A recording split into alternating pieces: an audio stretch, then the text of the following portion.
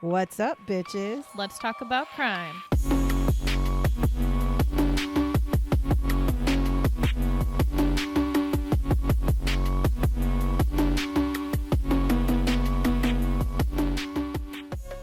What's up, bitches? Color. Hi, we're here as we always come once a week. So by the time you're hearing this episode, we are actually going to be in doing what? Disneyland. We're going to Disneyland. It's our annual Disneyland trip, which is part of the Christmas gifts that we give. I was trying to think if there's anything that I wanted to talk about because, last episode I said, oh, this might be a short episode. Remember how I said that and then it was 50 fucking minutes long? Mm-hmm. Well, I'm going to say that again about this one because this one actually might be a short episode because of what we're talking about.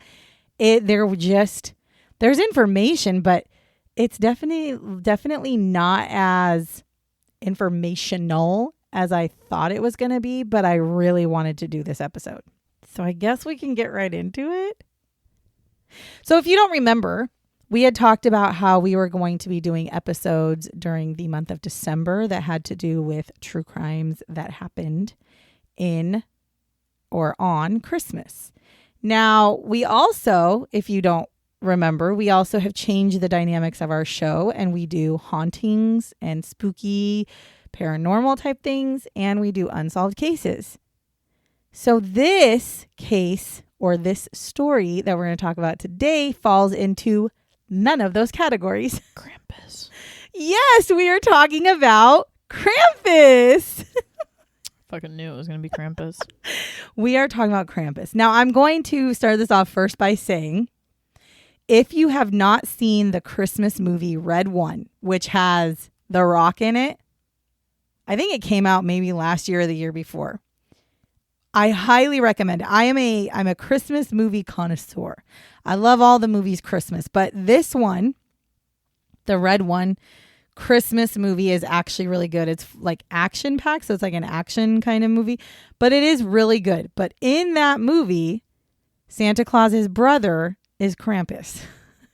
And I watched it and I was like, what in the shit? And then that's when I was like, okay, I have to research Krampus now. So that is what we're talking about. And this is, of course, takes place in Europe. And this has to do with traditions and folklore of Krampus. In reality, the actual origins of Krampus is not really known. There are a lot of claims to different periods of times that Krampus started and that Krampus was present. Some say it was BC, so before Christ, so like way long ago. And then others say that it was in the medieval times when Krampus became known and whatever was seen or believed in. Now, the earliest origins that have been found, though, like proof almost of Krampus, is medieval art. So when they look at art from the medieval times, they actually have in the German medieval art, they can actually see figures that look very, very similar to what Krampus is described as. So for the most part, people think of that like medieval German times is probably when Krampus first became part of the culture. However, it is also thought that Krampus comes from a slight pagan background. And this would then put this would then put Krampus originating before Christ, right? So there's a lot that goes into Krampus. There is not specifically a time frame that I can tell you, but I just know that. Now, many European individuals who partake in current Krampus celebrations do believe that there is a pagan background. And so they will dress up and they will act how they feel the pagan Krampus celebrations would have been. So their celebrations are a little different than like other types of celebrations. It's weird to have the word celebration and Krampus in the same fucking sentence. So you're going to find out something. You'll find out why we feel that way. Because I agree with you. When I was starting to read, I was Krampus like, what was the always fuck? like scary movies. Correct. Because we Americans, that is what Krampus is to us. But just wait. Just wait. So Krampus can be described as hairy, scary, one hoof, like a goat's hoof, and a human foot, horns, and he has a snake-like or a dragon-like tongue. So when he sticks his tongue out, it's kind of like split. And simply put, he is kind of like a half goat, half human monster. That is literally the description of him. Now, Krampus is most popular in Austria and Germany. However, he has been celebrated in Slavic folklore, Hungarian folklore, Italian folklore, Romania folklore, Bavaria folklore, Bosnia folklore, Croatia folklore, Czech Republic folklore, Bulgaria folklore, Slovakia folklore, and Slovenia folklore. And if you don't know where any of those places are, let me give you a clue. It's all European. So that Krampus has been celebrated in multiple countries in Europe. Now, the name Krampus is also not really understood exactly where it comes from, but some think that it has to do with an old High German word, Krampe, which means hook or claw. And then the other thought is that it came from a Bavarian word, Krampen, which means dried out, shriveled up, or dead. But all the research that I did see that most people claim that Krampus came from the old High German word Krampe. And I think that's because when you really do the research, it really looks like Germany, like the German area is where Krampus kind of originated. So this is how the story goes. Krampus was originally a companion to St. Nicholas, and that is not to be confused with Santa Claus. Now, I don't know if any of you know this. I, being somebody who was raised Catholic and being raised in religious households and also being raised by a family that is part German, I know of St. Nick. So St. Nicholas is actually a saint who would visit children on the night of December 5th, which is called St. Nicholas Eve. Or he'd show up on December 6th, which is St. Nicholas Day. And he would leave little presents and candies, very much like Santa Claus, but he would leave them in you could leave your shoes outside your door. As a matter of fact, when I was a kid, we would do that. We would put our shoes sometimes outside of our bedroom doors and see if St. Nick would come, which is not Santa Claus. And now my grandma, she actually was born on St. Nicholas Day. So that's part of the other reason why I know so much about it, is because it's something that it's part of my history. It's part of my culture and my family, right? So I know about St. Nick, but I did not know about Krampus. So Krampus was his companion. Not really companion, but like he would go out with St. Nick. Okay. So he would go out with St. Nick. And by the way, before any of you fucking try to pull some bullshit, St. Nicholas is a real person. It's not Santa Claus. It's not the magical, hot, fat, jolly, ho, ho, ho Santa Claus. St. Nicholas is a true saint that used to go to places in Germany to reward children's good behavior. Real person, a real saint. So he would go on these visits in these neighborhoods, in these towns, and Krampus would be with him as well. Now, there are some versions that said it would be more than one Krampus, and then there's some that would say that it was Krampus and some other types of things that would go with him. But his literal role on this duo of St. Nick and Krampus was to threaten or punish naughty children. That's what Krampus was there for. So St. Nick would show up and reward the children, and Krampus would punish. Basically like an angel and a devil. Yeah. I mean, good cop, good guy, bad guy. That's exactly what it is, right? Now, Krampus would also carry with him a stick or a birch twigs, like a big handful of birch twigs, to punish the children with. All it makes me think of is when my brother. Oh my God! On Easter, that was Easter, man, when he took the fucking leaves and he threw the water on the in church one year, and he was like, "Bless me, child." Yep. My brother straight said, "Scoop, whack." Yeah, he scooped up that water and drenched that the father priest. Was real blessed that and day. he even said that after he's like, I guess I needed the water. Yeah. He was like, psh, psh. Yeah. That's all it makes me think of. It was also said that not only did he carry the stick or birch twigs, he would also carry a sack or a basket or a little cart with him. And if the stick or the birch twigs did not work for punishing the children or scaring them to being nice, he was said that he would take the children and put them in his little sack or like his little cart, and he would bring them back with him to wherever he was coming, wherever he was going, and he would punish the children there. Some of the punishments were he'd drown them.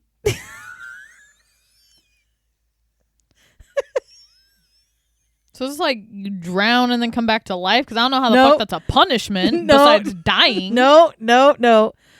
He'd eat them. This is like some Hansel and Gretel shit. Or they'd be sent to devil in hell. All right. So you basically... So now it makes sense why they're all fucking scary movies here. All right. So basically his whole entire job was scare them straight. To be a piece of shit. No, scare them straight with the birch twigs. And if the really bad kids didn't want to listen, they're dead. Like, they're dead. I don't know what to tell you. So he also would carry chains with him.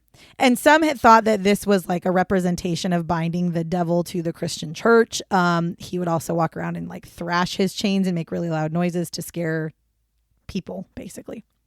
Now, December 5th can also be known as, by most people in the European area, it is actually called Krampusnacht.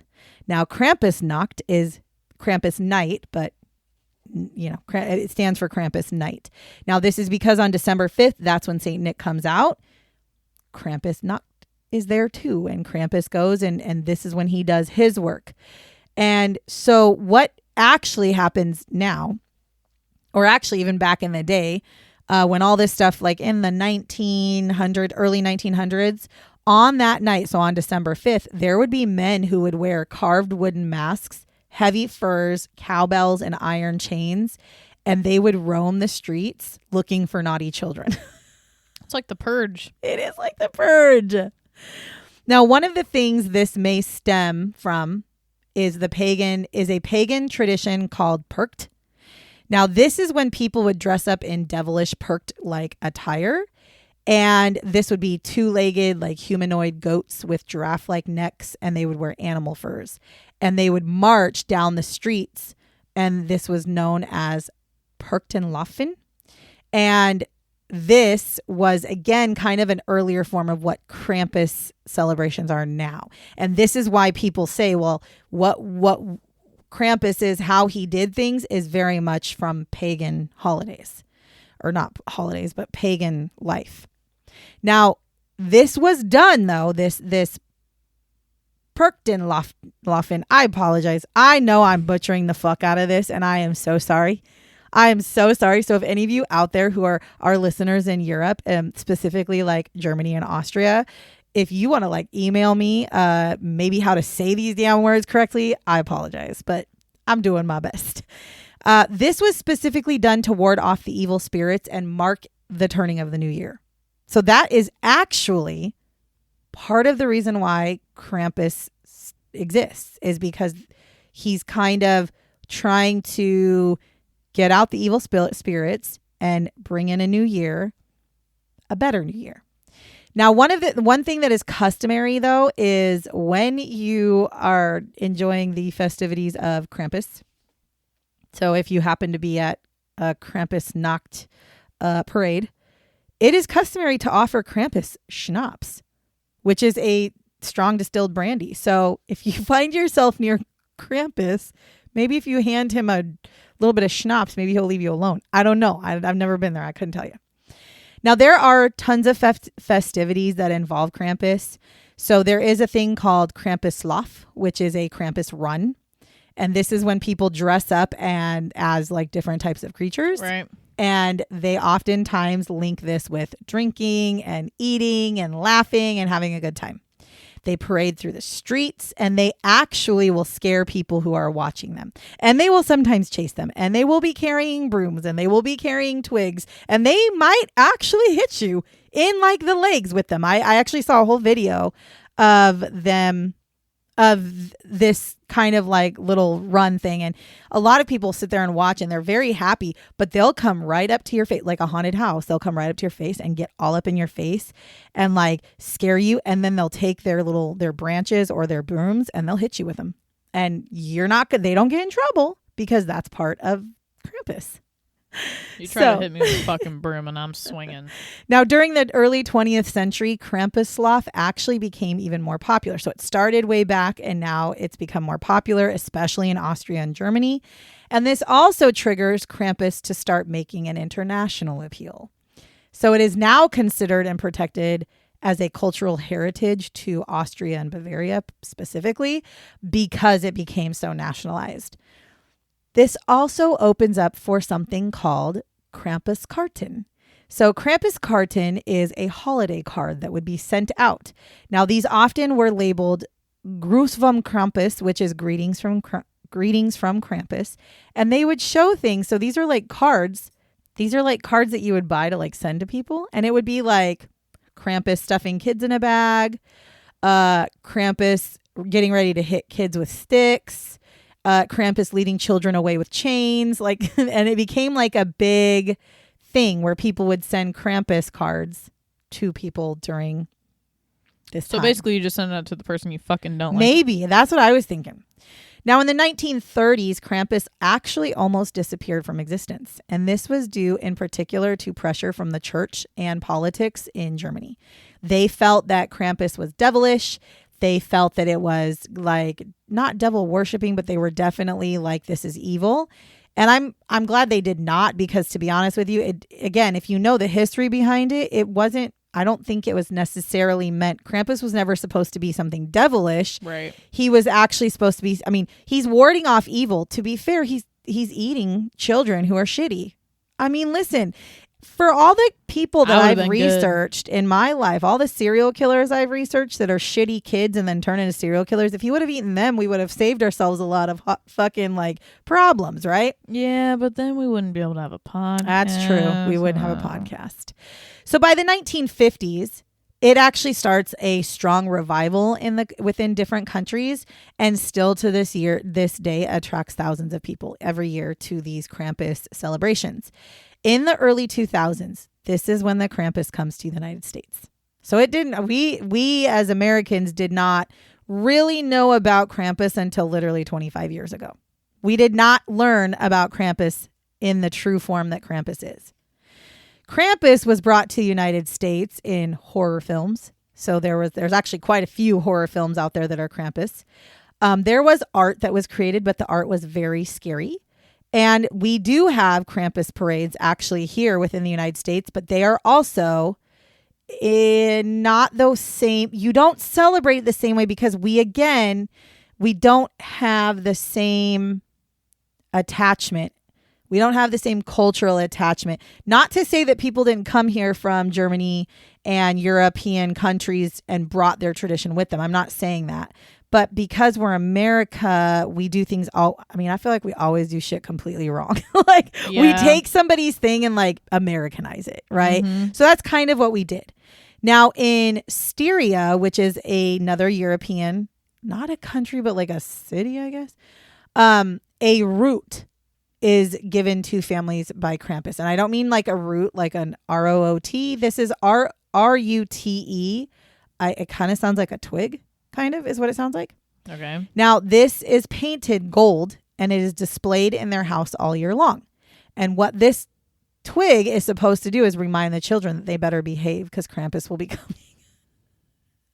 Krampus just sounds like a dick. Now, currently in places like Austria, Krampus parades are held. And this seemed to be something more interesting to adults and older kids, though. Like little kids don't typically go to these. And during these parades, the Krampus figures will walk through the streets and they will look very scarily at people. They will use their brooms and their birch branches and they will whip the people who are looking at them. And it is said that when watching the Krampus characters, they don't seem to like barely whip these people either. It's not like a tap tap. They like go up and they'll say Waka, and they like hit you with not like to take you out necessarily. I don't know. Some people might have some, but I bet you $20 if you get whipped with something from them, you have a fucking mark. That's like kind of what it sounds like. And it gets really pretty rowdy. And it continues to be worse until the victims surrender to the Krampuses.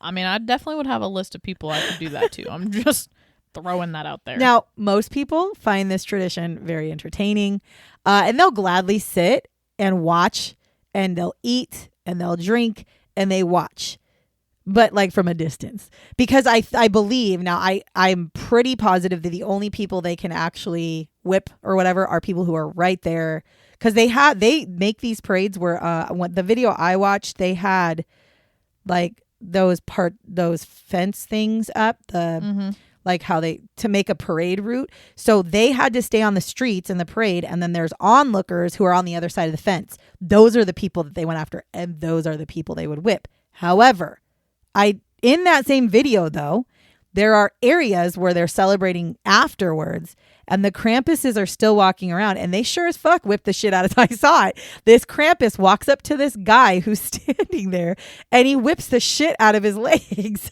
Like whips the shit out of his legs. And the guy kind of laughs and like runs off. And I was like, what the? Not the Krampus, the guy who got whipped. So it's a thing.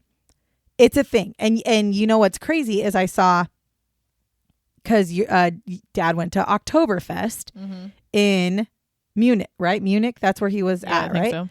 They have a big Krampus fest in Munich, and I was like, oh man, he could have gone to, he could have done Krampus. No, because if somebody whips Dad, that may not come back.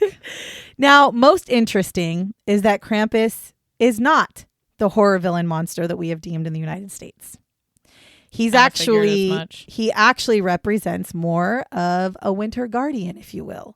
He is somebody who he's trying to rid the bad and bring in new things for the new year. That's where the cultural heritage comes from. Now, some of the biggest and best campus lofts to attend are actually in Toblach, which is in South Tyrol. And there's said to be about 600 participants. 600 Krampuses just walking around. That just sounds like a nightmare. And then there's also a place called Bad Goisern. And these are both in Austria, I believe, but they are fairly close. Actually, like you would fly in one of them, you could fly into Munich and take the train over. Like they're close to each other. But the Bad Goisern one has 800 people that participate. Okay, and I thought 600 was I know. bad. I'm like sitting there like 800. First of all, Krampus is a scary looking dude. Like I've seen the pictures of him and he's scary. So I'm like, ooh. So while I did not focus this specific episode on true crime, we can now officially say that we at least know a little bit more about the tradition of Krampus, right? Because up until this point, like you said, Krampus is a horror. He's a horror movie guy. He's super scary. I knew he was there because of the bad children, but I didn't understand what the concept of it was or whatever. Now I am going to say I am a little bit annoyed after doing the research that I did. I am a little bit annoyed at how Krampus is celebrated in the United States. I am. And it's not because we don't have a reason to celebrate it. And I don't mean that because of us being Americans. I'm saying I'm sure there are people who live here that came here from Europe and they would like to celebrate it. So I'm not saying that us celebrating it is whatever. Like I'm fine. You want to have the Krampus celebrations. That's fine. What I'm annoyed with is that we did what has always fucking been done.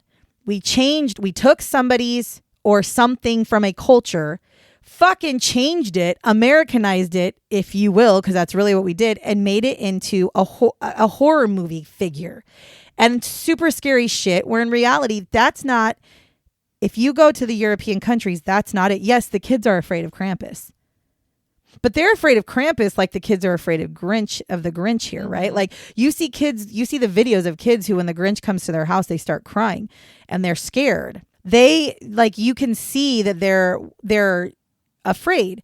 That for the Krampus stuff, that's what it would be like over there, is that kind of stuff. And we've made it to where it's like our kids would be, well, first of all, most kids who have heard of Krampus, I can 100% say that when my son looked at me and said, hey, you should watch one of the Krampus movies, I said, absolutely not. It's a horror film. I'm like, I don't want scary stuff. And he's like, it's actually really not that scary. And I'm like, but the point is no, Krampus creeps me out. Now that I know the story behind Krampus, it doesn't actually scare me as much. I actually think it's a brilliant fucking idea. I'm like sitting here going like, how could I have utilized Krampus back in the day with my kids? Because whatever. I am serious. If I knew how Krampus worked, I bet your ass I would have utilized Krampus to keep your shit straight. Not that you guys were bad kids, but it just would have been another layer of like, don't fuck with us because little kids get eaten by Krampus. That's a threat I totally would have made. Anyways, so just so you know, if you have children, little kids, maybe introduce them to the Krampus from Europe. Don't introduce them to the American Krampus, but introduce them to the idea of Krampus and how Krampus shows up at people's homes and spanks the naughty children. And if you're too naughty, you get taken away and get drowned or eaten. Listen, Olive, Krampus will come get your ass. At the end of the day, all I can say is behave yourself and Krampus will not find his way into your home. It's very simple. Or fuck around and find out. Now, I do want to say this. Krampus must not be confused, by the way, because there are some people, they've never been confused, but people have compared. Krampus must never be confused with Belsnickel. Why do I know that name? Well, Belsnickel is actually an elf in Chronicles 2. Oh, but yeah. Belsnickel is a real thing as well. So Belsnickel is another German holiday. And this is a German tradition of a crotchety old man who carries a switch, which is like not a fucking switch like video games, like a switch from like a willow tree type thing. And he's in fur. And he would show up to your home about 2 weeks before Christmas, and he would knock on the door with a stick. Now, he would ask the children questions about their behavior throughout the year. And then after the children answered the questions, he would throw candies and fruits on the floor, and the children would jump quickly to get the candies, right? Belsnickel, however, would then use the switch that he had to whip the fuck out of them while they were eating the goodies off the floor. And he would know which kids were bad and which ones were good, so he'd whip the shit out of the bad kids. What the fuck kind of traditions do people have?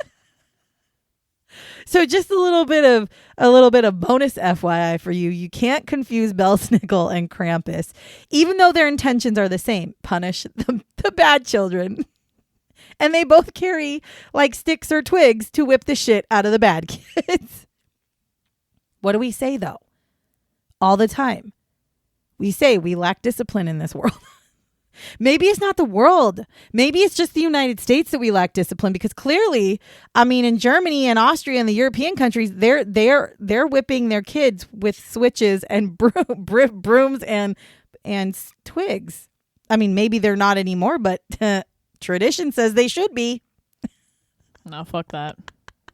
No, we did not talk about a murder. And no, we did not talk about gross, terrible things. But I feel like this was kind of a good break from the constant of all the negativity that this podcast always brings in. It's not us being negative. I mean, we got our negativity too, but we always talk about yucky stuff. And this was kind of a fun way, I think, to bring out a little bit of knowledge for us Americans who don't have any idea who Krampus is other than he's a horror movie star, which get that out your head because he's not.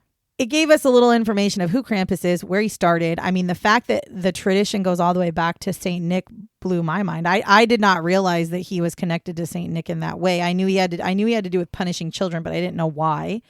And so it's like between him, Krampus, and Belsnickel, Germany had that shit on lockdown. Their kids, I guarantee you, back in the early 1900s, probably even now, them kids are probably really good all year round because they don't want Belsnickel or Krampus coming to their homes ever.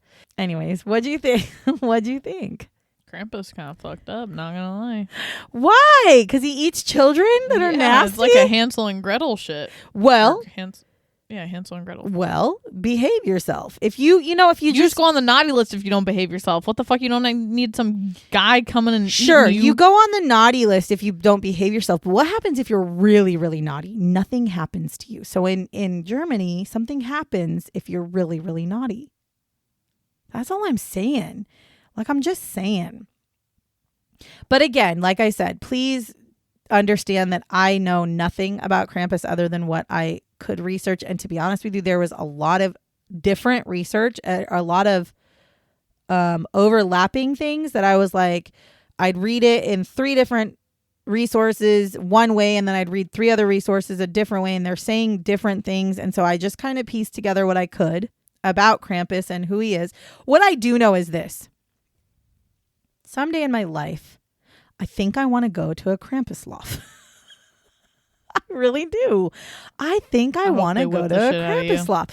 I feel like I want to see it from a distance. I don't want to be in the mix, but I feel like I just want to experience. I just want to experience it because now that I've done the research, I'm like, oh, I saw some videos. I watched multiple videos, and people look like they're having a good old time. Also, don't forget, a lot of people are drinking, so they probably don't even feel that shit. They probably don't feel that shit till the next day when they're like taking their pants off and they're like, where did I get these welts from? They probably don't even know. But I think it would be a fun thing to do as like a big group. Like if you had a big group of people, you know, and you get to hang. I think it's weird, but if that was a tradition of mine, I'd be the asshole that would like in the middle of the night, I'd like whip the shit out of my kids, and then they'd wake up the next morning and be like, oh my God, Krampus almost got me, Mom. Listen, you don't know. Like, told you fucking do the dishes. I did see one town that they don't do Krampus loft the same way as like the bigger places.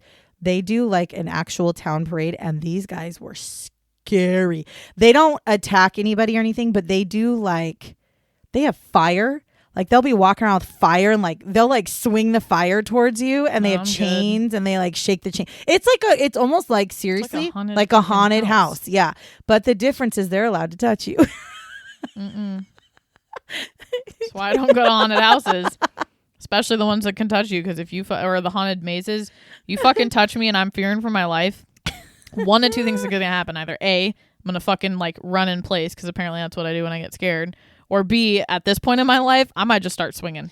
Like, you're not swinging on Krampus. I can tell you right now, Krampus is too scary. You're not like, swinging on Krampus. I'm saying like that's why I don't go to the haunted houses or the fucking mazes where they can touch you. Listen, you have your reasons for not going to haunted mansions, haunted mazes, and haunted houses. I have mine. I don't go to haunted houses or haunted mazes because I think that's the perfect place for somebody to be a true murderer and hang out. Why you do too much true crime? I'm dead serious. I mean, you're not wrong, but the reason I don't go is because all I think of is they run around with those chainsaws with no chains on them, right? But what if you're a true What if you're a true killer and you're like, fuck, the perfect time? I've been chained. The perfect time. With one. The perfect time, literally, to kill whoever the fuck you want to is at a haunted house. Because everybody there's scared. Nobody's going to know who did it because there's all these people who are fake monsters and you're a real one. And that's the perfect place to hide. Just go with somebody that like you don't actually care about. So you could leave them in the dust.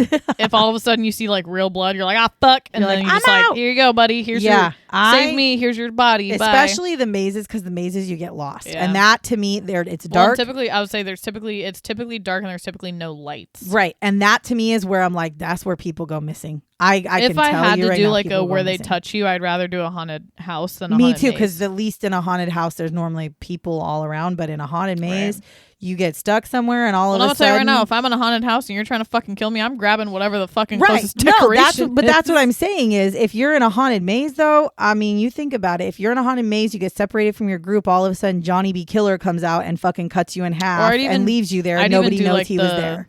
Like the haunted hay rides. I don't think they have them here. I think it's an East Coast thing. You are somebody who wants to kill people. You show up as a spectator. Stop giving like them ideas. You know, serial killers and murderers probably listen to this podcast. You show up as a spectator and then you hide in the fucking cornfield and you start killing people. That is the reason I don't go to haunted mazes. Okay? Now, if I end up finding out that all of a sudden just happened to be during the Halloween season that you're fucking gone and people start getting killed at haunted mazes, I fucking know what you've been doing on a Sunday night. Yeah. Anyways, we weren't talking about Halloween, but for some reason we got put on it. And you know why? I can tell you why. Because we took Krampus and turned him into a Halloween type of person, or not really, but a spooky character and a scary character. When, again, I want to stress very much so, it's not that he was a good character, because he ate children, drowned them, and sent them to hell and beat them with, sticks, chains. But he wasn't the horror film type of character or person or goat beast that we all thought. So I hope that this episode, you found it to be interesting and also different, but also kind of a breath of fresh air. And then also on top of it, I hope you learned something, because it was crazy when I was researching it. You said he's half goat, right? He's half goat, half human beast. I wonder if right before he drowns the kids, he's like, meh, meh, get over here. Let me eat you. Now on that note, I'm fucking hungry. So I'm so hungry right now. I literally came here from work and we started recording. So I'm fucking hungry. So on that note, I want to say thank you so much for listening to our episode about Krampus. As per usual, if you are not following us, please follow us. Please like us. If you're not share following us, what are you even doing? Well, this might be your first time listening to us, and if this is your first time listening to us, the goat noise didn't get you. If this is your first time listening to us, we normally talk about true crime, but this time we just wanted to talk about something a little different and a little, Christmassy, but also kind of weird and spooky. And Krampus was the choice. So follow us if you're not. Share us. We love it. You guys continue to share us. Our downloads go up every week, and we continue to do it because of that. And I thank you very much. Other than that, I hope you all have a very good week. And until next week, catch you on the flip side, bitches. Bye, bitches.